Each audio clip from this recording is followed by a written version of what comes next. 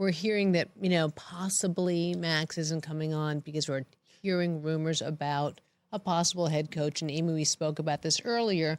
This is when the Jenga pieces all start coming together and falling apart. Well, that's right. It's like, Jenga is a good analogy. I think of musical chairs. And if you're a coaching candidate, if you want one of those jobs, it is a game of musical chairs, because at some point, all the chairs will be filled, and you may be the candidate who wants one of those chairs that doesn't get one. Which is why, Belichick might have gone to North Carolina, because he was reading some tea leaves.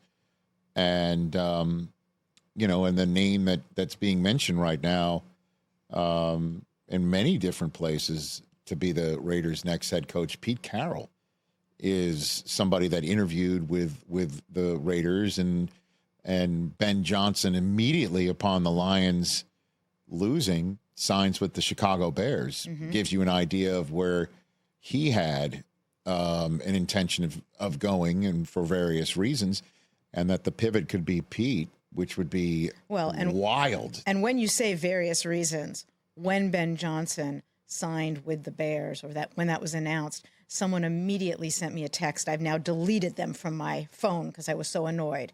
Caleb Williams or Aiden O'Connell?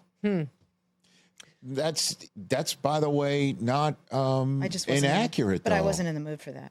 I don't blame you, but that's the point, is that when you are a candidate for a head coach and you have the leverage to choose, and one of the things you need to think about is who's there at quarterback, and who's drafting high enough to get a quarterback if that's the job that you're taking, or which owner is going to be less mercurial, which front office staff is the most secure, which city would my family want to live in. I mean, there's so many different ways to go about it.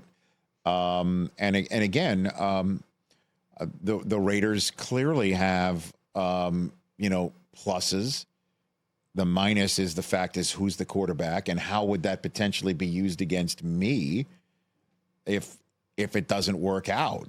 And clearly it didn't work out for Antonio Pierce for various reasons. And the fact is that they didn't have a quarterback. And then the year before that, they bounced their head coach in the middle of the campaign because for various reasons, he didn't want to have Derek Carr anymore, which pissed off Davante Adams. And then he got hired because the previous guy, was no longer tenable to be in that position. And you're starting to churn through coaches. And so if you're going to go with Pete Carroll, obviously Pete's not going to have any wanderlust. This is going to be his last head coaching gig. Right. And Tom Brady must see something in Pete Carroll's abilities and sensibilities that he likes. Well, he clearly has a lot of familiarity with him. Obviously, he's a 73-year-old coach who acts like he's 43. And I think in a lot of ways, he makes a lot of sense. He won a national championship with USC. He won a Super Bowl with the Seahawks. He's one of only 3 guys to have accomplished that. Barry Switzer and Jimmy Johnson. He has a way of bringing an aura of discipline back that maybe wasn't there with the Raiders. And I will point out as well that he went into USC when Carson Palmer, a future Heisman winner, was a hot mess following the Paul Hackett administration there, when he handed Carson Palmer the Jets offensive coordinator book, threw it at him. The kid had no idea what he was reading, and he lost. He had an absolute crisis of confidence, and Pete Carroll rebuilt this. Yes, I understand that you're dealing with a college program versus a professional football program, but I think that they need a sense of leadership there, and I think that Tom Brady obviously played against him in a Super Bowl, obviously has seen how Pete has brought some stability to a program and maybe needs to do a reset there in Las Vegas. And as we look at all these young coaches, it's kind of interesting to me, Amy, to see who are the candidates out there. And Pete obviously could be their dad in many of these circumstances, but maybe that's what the Raiders need. Grandfather, too. But as you pointed out, I mean, seriously. No, you're right. But as you pointed out, our buddy Hank Azaria, when he plays the character of Jim Brockmeyer, when he came on the show and sat here across the studio as Jim Brockmeyer, he called Pete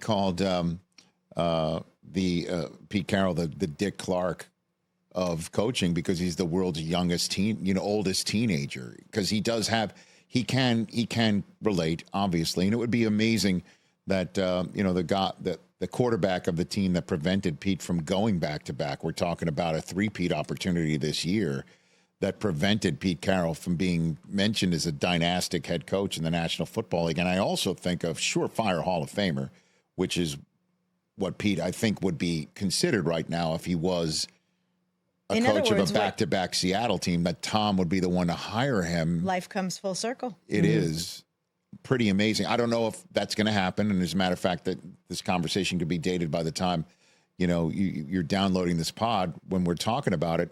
But, I had mentioned on the show today before recording this with you guys that I was always of the mindset of, if I was an owner in the NFL, I'd find that young, smart coach on the offensive side of the football in this quarterback-driven league and connect them at the hip of my freshly drafted quarterback and let them grow old together.